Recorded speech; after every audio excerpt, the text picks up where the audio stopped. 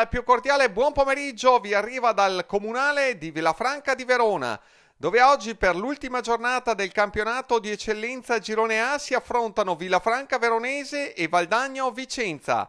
Da una parte Villafranca Veronese 51 punti che cercherà di ottenere la vittoria per il miglior piazzamento nei playoff, dall'altra parte il Valdagno Vicenza 24 punti che cercherà a tutti i modi di evitare la retrocessione diretta e agganciare i play out.